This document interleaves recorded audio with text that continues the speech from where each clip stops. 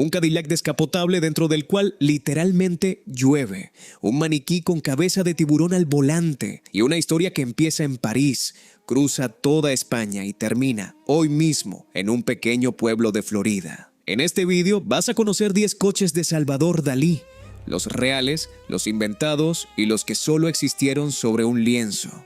Quédate hasta el final. El último coche de esta lista se construyó 87 años después del primero, y Dalí nunca llegó a verlo.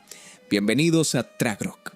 París, Galería de Bellas Artes, 1938. André Breton y Paul Eluard organizan la Exposición Internacional del Surrealismo, con Marcel Duchamp encargado del diseño de la sala principal. En medio de aquel delirio de maniquíes, sacos de carbón colgando del techo y camas deshechas, hay un objeto que se roba todas las miradas. Un Cadillac Series 62 descapotable, aparcado dentro de la propia sala de exposiciones, con 2 maniquíes sentados en su interior. Al volante, un chofer con cabeza de tiburón. Detrás, una mujer con vestido de noche, el pelo revuelto, rodeada de lechuga y achicoria fresca, con caracoles de Borgoña vivos paseando sobre su cuerpo. Y dentro del coche, sin que nadie lo esperara, empieza a llover. El sistema era ingenioso. Unos tubos perforados en el techo del vehículo conectados a un depósito de agua dejaban caer una lluvia constante sobre los maniquíes, empapándolo todo poco a poco durante las horas de visita. El responsable técnico de aquella instalación hidráulica fue el pintor austriaco Wolfgang Pahlent, que convirtió un simple efecto de fontanería en una de las imágenes más recordadas de todo el surrealismo del siglo XX. Dalí bautizó la pieza como Taxi Lluvioso, aunque también circuló con el nombre más inquietante de maniquí pudriéndose en un taxi. Aquel mismo año, 1938, mientras París aplaudía la ocurrencia de Dalí, España llevaba ya casi 2 años sumida en la guerra civil, y la práctica totalidad del escaso parque automovilístico del país había sido requisado para el frente. Un coche de lujo aparcado dentro de una sala de exposiciones, empapándose voluntariamente bajo una lluvia artificial, era sencillamente inimaginable al otro lado de los Pirineos en ese preciso momento. La propia elección de un Cadillac y no de cualquier otro automóvil tampoco fue casual.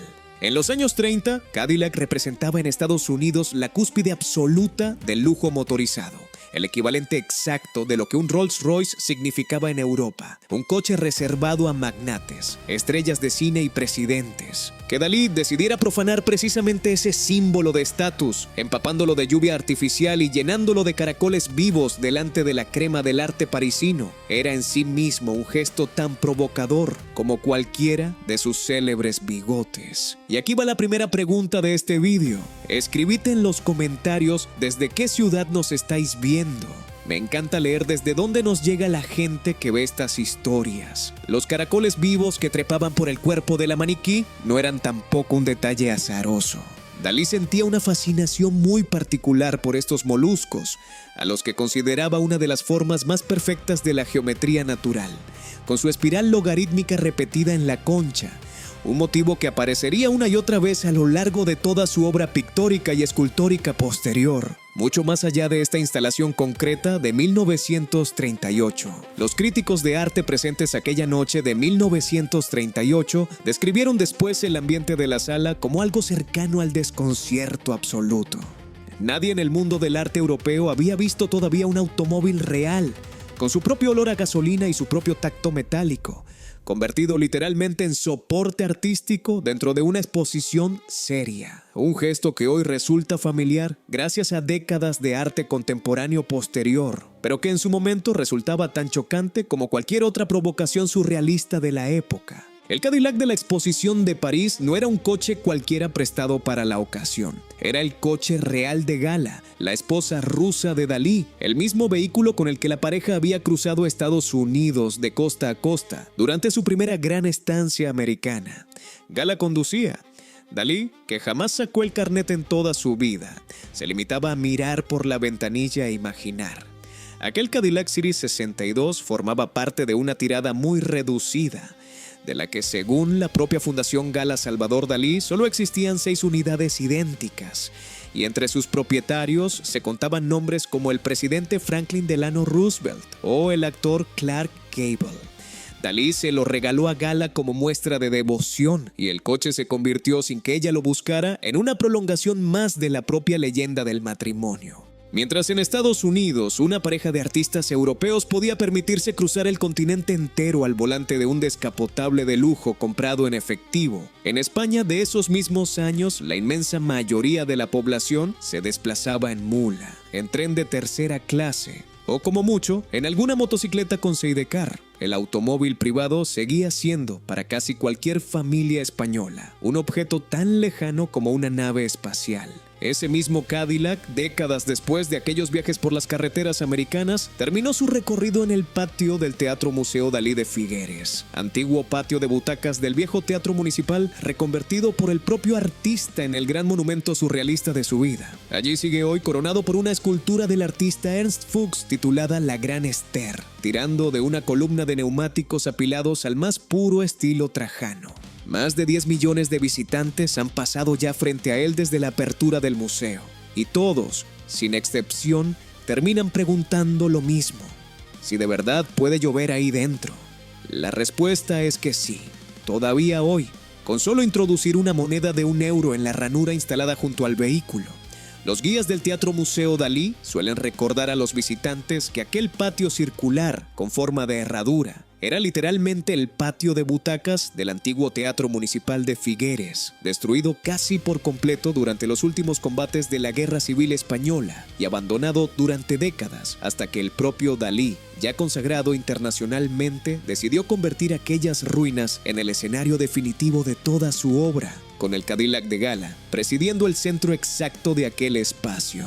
La reconversión de aquel teatro en ruinas fue en sí misma un proceso lento y trabajoso que se extendió durante toda la década de los años 60 y principios de los 70, con Dalí supervisando personalmente cada detalle arquitectónico junto al arquitecto local Emilio Pérez Piñero, un ingeniero especializado en estructuras desplegables que aportó soluciones técnicas muy avanzadas para su época, entre ellas la célebre cúpula geodésica que hoy corona todo el edificio y que se ha convertido, junto al propio Cadillac del patio, en una de las siluetas más fotografiadas de todo el Empordà. Aquella misma sala circular alberga hoy, además del Cadillac, una gran barca colgada del techo con decenas de figuras que simulan lágrimas cayendo desde su casco, otra de las imágenes más fotografiadas de todo el museo, colocada por el propio Dalí como contrapunto visual directo al automóvil situado justo debajo, estableciendo un diálogo entre el mar y la carretera que resume bien la doble identidad geográfica de todo el Empordà. Tierra de pescadores y, a la vez, cada vez más tierra de turistas motorizados llegados desde toda Europa, antes de convertirse en el hombre del bigote imposible que hoy reconoce medio mundo. Dalí era un adolescente de Figueres que pintaba a sus amigos en la playa de Cadaqués. En 1924, con apenas 20 años, pinta el óleo titulado Bañista, un retrato de su amigo Joan Xirau en traje de baño. En el margen del cuadro, casi como un apunte casual, aparece un coche blanco. Es la primera vez que un automóvil entra en la obra de Salvador Dalí y lo hace de la manera más discreta posible, como decorado, no como protagonista. 2 años después, en 1926, Dalí pinta Muchacha de Figueres, una mujer de espaldas vestida según los cánones de moda de la época. En la esquina superior derecha del lienzo incluye, esta vez de forma mucho más explícita, un anuncio publicitario de la casa Ford. Aquel mismo mes de abril de 1926, Dalí viaja por primera vez a París y visita el estudio de Pablo Picasso, ya consagrado como la gran figura de la vanguardia europea, y le muestra precisamente ese cuadro. El joven pintor catalán, todavía sin apenas reconocimiento fuera de Cataluña, se atrevía ya a codearse, al menos en el lienzo, con el imaginario industrial americano más moderno de su tiempo. Conviene recordar el contexto español de esos mismos años. Mientras Dalí pintaba anuncios de Ford en sus cuadros, en España, el parque automovilístico total apenas alcanzaba unas pocas decenas de miles de unidades en todo el país, concentradas casi exclusivamente en Madrid y Barcelona, y dominadas por marcas de lujo como Hispano-Suiza, fabricada precisamente en la zona franca de Barcelona desde principios de siglo. Para un joven de provincias como Dalí, el automóvil no era todavía una posesión real, sino un símbolo de modernidad importado, algo que se admiraba en fotografías y anuncios de revista mucho antes de poder tocarlo con las manos. Esa fascinación temprana, nacida de la distancia y no de la posesión, marcaría toda la relación futura de Dalí con el mundo del motor, siempre más interesado en lo que el coche representaba que en conducirlo él mismo. Hispano-Suiza, fundada en Barcelona a principios del siglo XX por el ingeniero suizo Marc Birkigt, con capital español, se había convertido para entonces en la gran referencia mundial del automóvil de lujo Made in Spain, comparable en prestigio a Rolls-Royce, con clientes entre la realeza europea y la alta aristocracia internacional. Pero ese lujo resultaba completamente ajeno a la experiencia cotidiana de cualquier familia catalana media de aquellos años 20, incluida la del propio Dalí, cuyo padre notario, con buena posición social en Figueres, jamás llegó a poseer un automóvil propio. El propio Picasso, según recogen varias biografías del pintor malagueño, quedó genuinamente sorprendido por la calidad técnica de aquel joven catalán, todavía sin apenas exposiciones a sus espaldas. Un encuentro que marcaría profundamente la trayectoria posterior de Dalí, empujándole a instalarse definitivamente en París pocos años después para sumergirse de lleno en los círculos surrealistas que ya empezaban a fascinarle desde la distancia. El notario Salvador Dalí Cussí, padre del pintor, representaba precisamente ese tipo de clase media acomodada de provincias que, pese a disfrutar de una posición social respetable en una ciudad como Figueres, seguía viendo el automóvil privado como un lujo completamente prescindible, reservando sus ahorros para la educación de sus hijos y para la casa de veraneo familiar en Cadaqués, mucho antes que para cualquier capricho motorizado que en aquella España de los años 20 resultaba todavía innecesario para la vida cotidiana de una familia de provincias bien situada. Según cuenta Robert Descharnes, secretario personal de Dalí durante décadas, el pintor tuvo en algún momento la idea fija de diseñar coches de verdad, no solo pintarlos. Llegó incluso a concertar varias reuniones con directivos de distintas casas automovilísticas para presentarles la idea de un coche deportivo firmado por él. Una de esas conversaciones llegó hasta General Motors, el gigante americano dueño de Cadillac, que llegó a estudiar seriamente la propuesta del artista español antes de rechazarla definitivamente. La negativa de General Motors no cerró el asunto del todo. Dalí, consciente del valor comercial de su propio nombre, reclamó y obtuvo una indemnización de $10,000 por los daños derivados de aquella colaboración frustrada. Una cifra considerable para la época, si se tiene en cuenta que un Cadillac nuevo de gama alta de esos mismos años costaba en Estados Unidos bastante menos que esa misma cantidad. Pero la historia todavía tenía un segundo capítulo. 2 años más tarde, General Motors lanzó al mercado un modelo bautizado directamente Cadillac Gala, sin relación alguna de diseño con la propuesta original de Dalí, simplemente reutilizando un nombre que sonaba elegante y ligeramente exótico para el público americano. Dalí, al enterarse, volvió a reclamar y volvió a cobrar otros $10,000 de indemnización, esta vez por el uso comercial del nombre de su propia esposa sin autorización expresa. El artista nunca llegó a ver su coche fabricado en serie, pero terminó ganando $20,000 de un fabricante que jamás produjo ni un solo vehículo con su firma. Una paradoja tan surrealista como cualquiera de sus propios cuadros. Si esta historia te está gustando, suscríbete al canal Tragrog y activa la campana. Nos quedan 6 coches más por descubrir, y el siguiente tuvo una vida todavía más corta que este proyecto frustrado con General Motors. Apenas unas semanas antes de ser destruido para siempre. Resulta revelador comparar estas 2 indemnizaciones de $10,000 cada una con el precio real de un Cadillac de aquellos años. Un modelo de la gama alta de la marca, ya en la década de 1950, costaba en Estados Unidos bastante menos que esa cifra completa.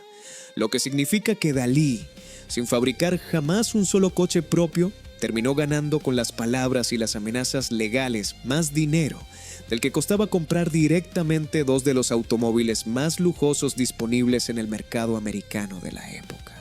Descharnes, que trabajó como secretario y hombre de confianza de Dalí durante buena parte de su vida adulta, describía siempre a su jefe como alguien capaz de mezclar sin ningún pudor la genialidad artística más pura con un instinto comercial extraordinariamente afinado. Una combinación que muchos críticos de arte de la época consideraban casi vulgar para un pintor de su categoría, pero que a Dalí, lejos de avergonzarle, le parecía simplemente la prueba definitiva de que el arte y el dinero nunca habían estado en realidad tan alejados como algunos querían hacer creer. Esta anécdota, repetida hoy en decenas de artículos y documentales sobre el pintor, se ha convertido casi en un mito fundacional dentro de la propia mitología daliniana. La idea de que incluso sus fracasos comerciales, como aquel coche que nunca llegó a fabricarse, terminaban convirtiéndose en éxitos económicos gracias a su habilidad innata para convertir cualquier situación, favorable o adversa, en una fuente adicional de notoriedad pública y, de paso, de ingresos bien tangibles. El éxito parisino del taxi lluvioso animó a Dalí a repetir la ocurrencia al otro lado del Atlántico. En 1939, apenas un año después del estreno original, el artista monta una segunda versión de la instalación para la Feria Mundial de Nueva York dentro de su propio pabellón llamado El Sueño de Venus. Esta vez, el vehículo elegido fue un taxi amarillo, el color característico de los taxis neoyorquinos, una elección nada casual. Dalí quería que la lluvia surrealista cayera dentro del símbolo mismo del transporte urbano americano, no dentro de un lujoso descapotable europeo importado. Aquella misma Feria Mundial de 1939 fue también el escenario de otro episodio célebre en la carrera de Dalí. Los organizadores, incómodos con algunos elementos de su pabellón, censuraron parte de la instalación original sin consultarle, lo que llevó al pintor a publicar un manifiesto de protesta titulado Declaración de la Independencia de la Imaginación y los Derechos del Hombre a su propia locura, repartido en pleno vuelo sobre las calles de Manhattan desde una avioneta alquilada para la ocasión. Años después, ya consolidado como una de las grandes figuras vivas del arte del siglo XX, Dalí monta una tercera versión del taxi lluvioso para una retrospectiva surrealista celebrada en el Museo de Arte Moderno de Nueva York, el mítico MoMA. De aquellas tres primeras versiones, la de París, la de la Feria Mundial y la del MoMA, no queda absolutamente nada físico. Las tres fueron desmontadas y destruidas tras el cierre de sus respectivas exposiciones, siguiendo la lógica habitual de las instalaciones artísticas temporales de aquella época, cuando nadie pensaba todavía en conservar estas piezas efímeras para la posteridad. Solo la cuarta y última versión, la que Dalí instaló definitivamente en su propio Museo de Figueres, años más tarde utilizando el Cadillac Real de Gala, sobrevive hasta nuestros días. Convertida sin proponérselo en el único testimonio físico de una idea que, en su forma original, se reinventó y se destruyó 3 veces seguidas en apenas un par de décadas.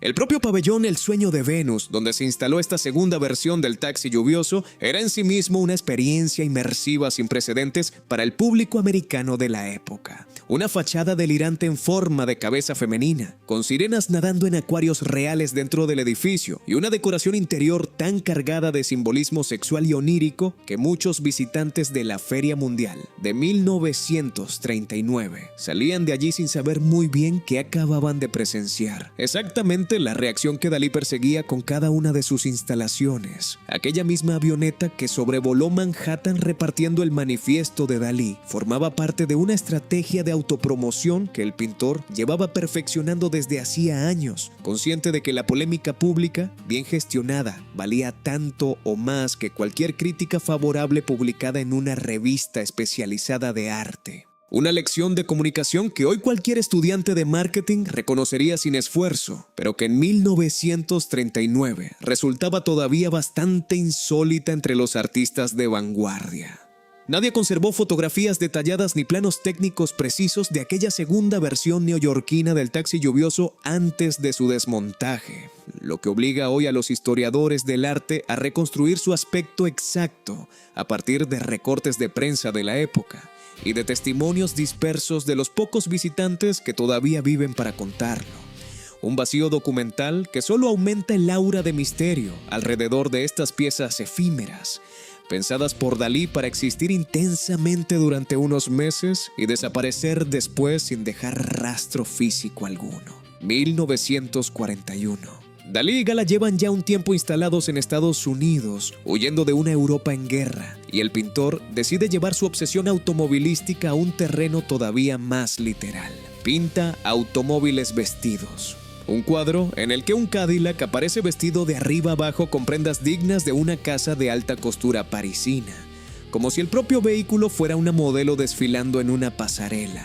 La imagen juega con esa doble lectura tan característica de Dalí. A primera vista parece un simple coche cubierto de tela, pero al observarlo con calma, la silueta del vestido y la carrocería del automóvil se funden en una sola figura imposible de separar. Este mismo año, 1941, Dalí publica también su novela Rostros Ocultos, donde vuelve a describir con detalle escenas relacionadas con el glamour de los automóviles de la alta sociedad de entreguerras, reforzando literariamente la misma idea que ya había plasmado en el lienzo. El coche como prenda de vestir, como accesorio de estatus tan cuidado y tan expresivo como cualquier vestido de noche firmado por un modisto de renombre. Mientras Dalí vestía Cadillacs con ropa de alta costura en sus lienzos americanos, España vivía en 1941 el punto más duro de la posguerra, el llamado Años del Hambre, con cartillas de racionamiento, un parque automovilístico reducido a la mínima expresión y una industria nacional del motor completamente paralizada. La empresa hispano-suiza, que antes de la guerra civil había sido sinónimo de lujo automovilístico español, había cerrado ya su producción de turismos años atrás y no volvería a fabricarse un automóvil de pasajeros de fabricación íntegramente española hasta bien entrada la siguiente década. El contraste entre el Cadillac vestido de Dalí en Nueva York y la España real de esos mismos meses no podía ser más brutal. Dos mundos que, aunque compartían el mismo idioma y el mismo pintor de origen, parecían pertenecer a dos épocas históricas completamente distintas.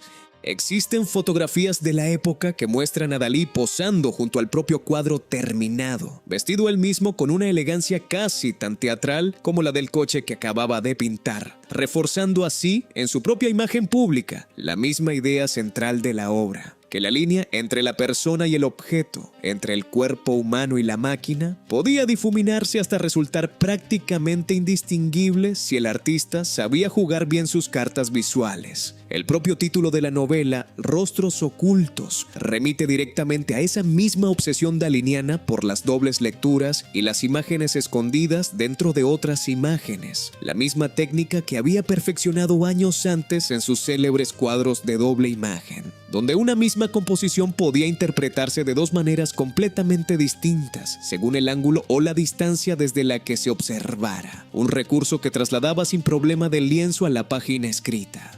Aquel mismo Cadillac vestido de alta costura terminaría reproducido décadas más tarde en incontables carteles, postales y objetos de merchandising vendidos hoy en las tiendas del propio Teatro Museo Dalí de Figueres, convertido en una de las imágenes más comercialmente explotadas de toda la producción pictórica del artista, junto a los relojes blandos de la persistencia de la memoria. Otra prueba más de que Dalí, incluso décadas después de su muerte, sigue vendiendo tanto como en vida. Años 70.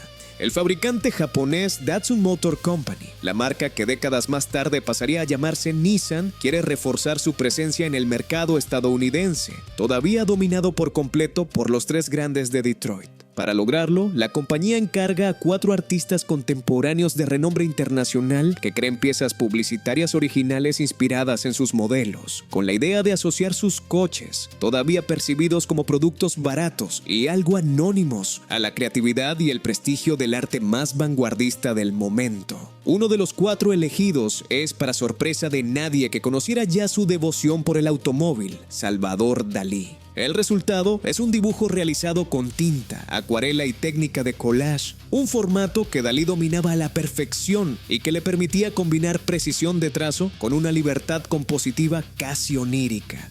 La pieza se reproduce en la prensa estadounidense de la época como parte de la campaña publicitaria de Datsun, mezclando así, una vez más, alta cultura y estrategia comercial pura y dura, exactamente el mismo terreno resbaladizo que Dalí había explorado ya décadas antes con su fallido proyecto para General Motors. Esos mismos años 70 son en España los del final del franquismo y el arranque de la transición. El mercado español seguía entonces prácticamente cerrado a la importación directa de coches extranjeros, protegido por unos aranceles que convertían cualquier modelo japonés o americano en un artículo casi inalcanzable para el bolsillo medio.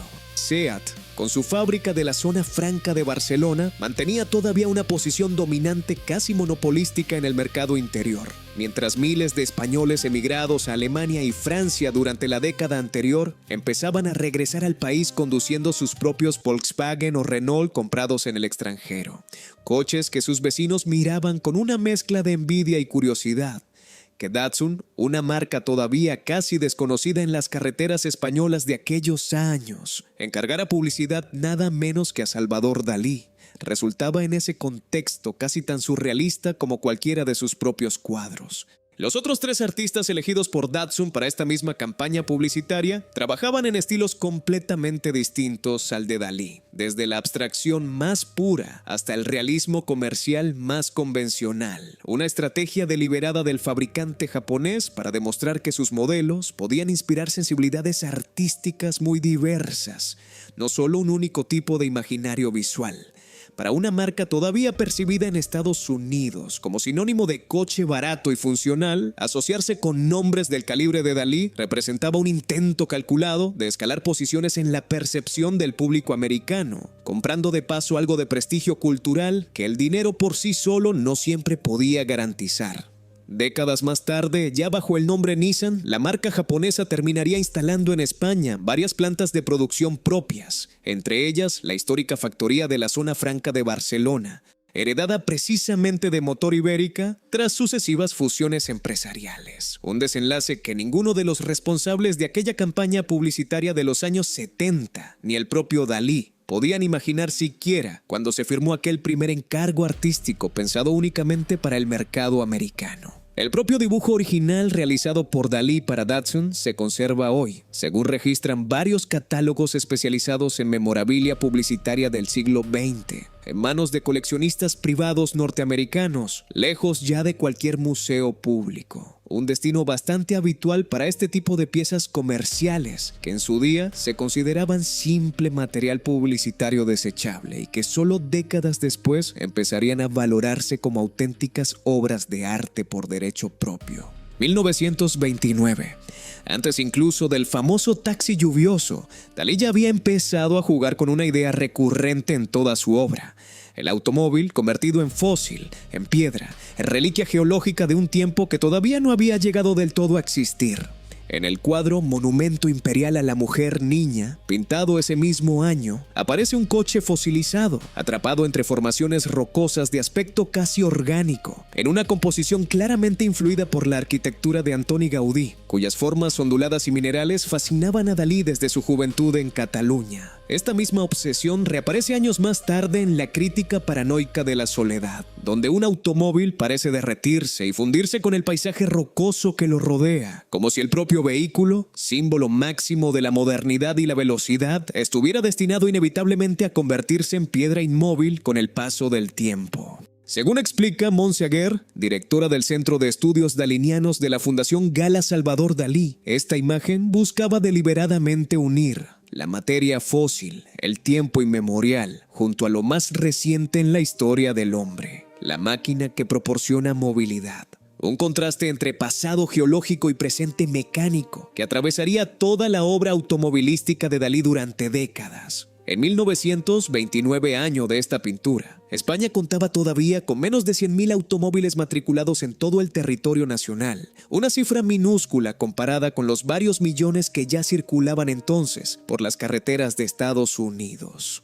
El automóvil, en la España de la dictadura de Primo de Rivera, seguía siendo un objeto tan raro y tan cargado de estatus que la propia idea de imaginarlo convertido en fósil, en piedra vieja, resultaba casi una provocación. ¿Cómo iba a ser antiguo? Algo que la inmensa mayoría de los españoles ni siquiera había tenido ocasión de tocar todavía. Curiosamente, esta misma fascinación de Dalí por lo fósil y lo geológico nace en gran medida de su infancia en el Alto Empordà, esa región del norte de Cataluña, salpicada de formaciones rocosas extrañas y erosionadas por la tramontana, el viento característico de la zona, que el propio pintor citaría después como una de las principales fuentes de inspiración visual de toda su carrera. El automóvil fosilizado no era en este sentido una simple ocurrencia surrealista aislada. sino la aplicación directa de un paisaje que Dalí llevaba grabado en la memoria desde niño a un objeto industrial que, en la España de los años 20, apenas empezaba a ser una presencia habitual en el paisaje cotidiano. Los geólogos que han estudiado esta zona del Alt Empordà han confirmado en numerosas ocasiones que las formaciones rocosas del Cabo de Creus, muy cerca de Cadaqués, presentan efectivamente unas texturas y unas curvas absolutamente únicas en toda la costa mediterránea, esculpidas durante millones de años por la erosión conjunta del viento y del agua salada. Un paisaje que sigue atrayendo hoy a miles de visitantes cada año, precisamente por esa misma cualidad casi sobrenatural que tanto fascinó al joven Dalí décadas atrás. Castillo de Púbol, provincia de Girona, 1982. Gala acaba de morir. Y Dalí, que solo podía visitar aquel castillo medieval si su esposa le invitaba formalmente, se instala ahora en sus aposentos para no dejarla sola en la cripta donde reposan sus restos. Es en este lugar, cargado de una tristeza casi gótica, donde el pintor crea una de sus últimas grandes obras, Doble Victoria de Gaudí. Un óleo sobre lienzo en el que reaparece una vez más y casi como despedida su viejo tema del automóvil. El cuadro representa una victoria de Samotracia reinterpretada al más puro estilo daliniano, rodeada de varios automóviles dispuestos en una composición casi ritual. Entre ellos, los expertos han identificado con claridad un Pontiac modelo Chieftain de 1949, reconocible por su característico adorno de capó con cabeza de indio iluminada, un modelo que Pontiac fabricaría sin apenas cambios hasta bien entrada la década siguiente, y que se había convertido en la memoria colectiva americana, en sinónimo de la clase media próspera de la posguerra. Que Dalí eligiera precisamente un Pontiac de finales de los años 40 para esta obra tan tardía y tan personal no parece casual. El pintor, ya anciano y profundamente afectado por la muerte de Gala, parecía estar rescatando de la memoria las imágenes de los coches americanos que había conocido en sus años de mayor esplendor mundano, cuando él y su esposa recorrían Estados Unidos de punta a punta, sin preocuparse por el precio de la gasolina. 1982 es también en España un año de bisagra histórica. El país acaba de celebrar sus primeras elecciones tras la transición con mayoría absoluta socialista, y faltan todavía 4 años para el ingreso oficial en la Comunidad Económica Europea. El parque automovilístico español, aunque ya muy alejado de la miseria de la posguerra, seguía dominado por modelos como el Seat 124 o el Renault 12, muy lejos todavía de la sofisticación de un Pontiac americano de mediados de siglo. Ese mismo coche que Dalí, encerrado en su castillo de duelo, decidió inmortalizar una última vez sobre el lienzo. El propio Castillo de Púbol tiene su propia historia de descubrimiento casi cinematográfica.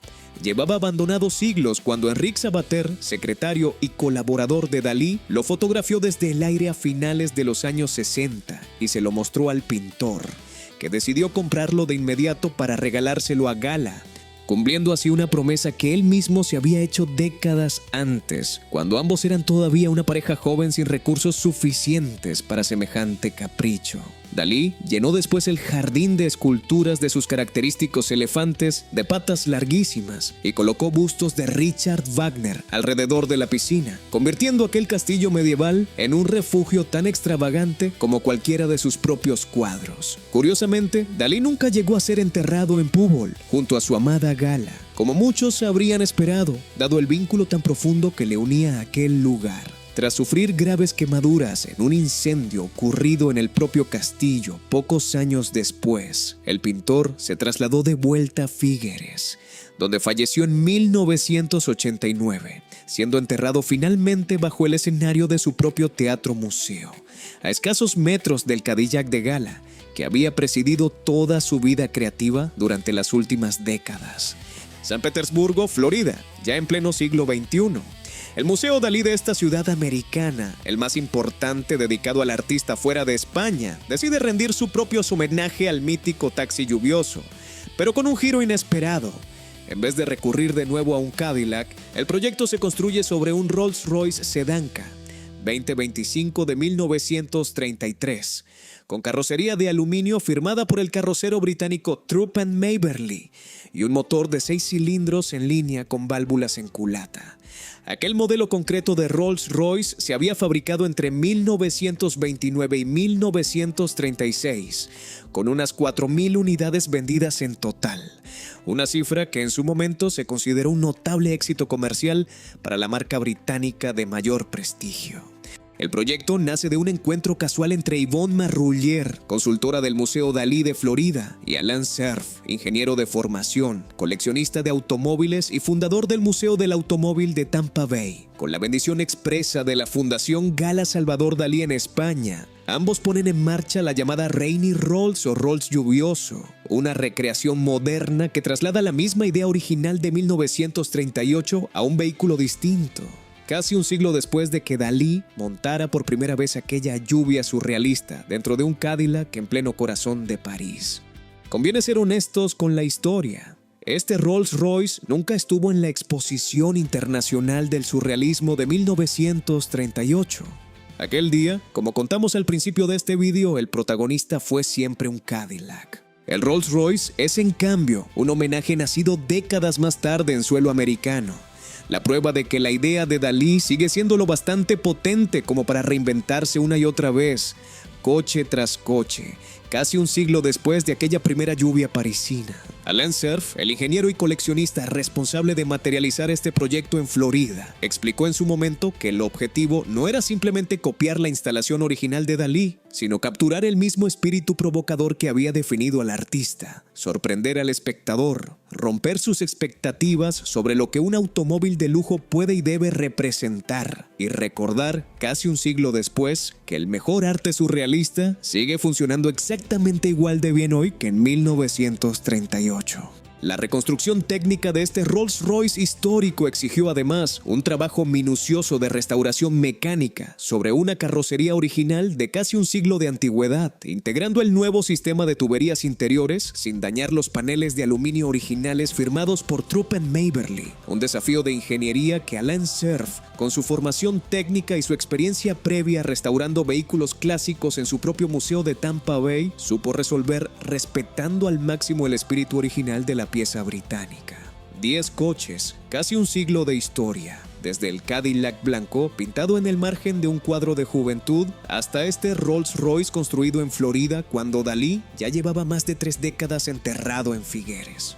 En España, mientras tanto, el país que vio nacer a Dalí terminó convirtiéndose en uno de los grandes fabricantes de automóviles de Europa, con plantas como la de Martorell, la de Landaven en Pamplona o la de Valladolid produciendo hoy millones de coches al año. Muy lejos ya de aquella España de mulas y cartillas de racionamiento que Dalí dejó atrás para irse a pintar Cadillacs a Nueva York. Contadnos en los comentarios cuál de estos 10 coches de Dalí os ha sorprendido más y suscribíos al canal Tragrok con la campana activada para la próxima historia. 10 coches, un solo pintor obsesionado con el automóvil sin haber sacado nunca el carnet de conducir. Desde el Cadillac blanco de un cuadro de juventud hasta el Rolls-Royce construido en Florida décadas después de su muerte. La relación de Dalí con el motor demuestra que ni siquiera hacía falta conducir para dejar huella en la historia del automóvil. Contadnos en los comentarios cuál de estos 10 coches de Dalí os ha sorprendido más y suscribíos al canal Tragrok con la campana activada para la próxima historia.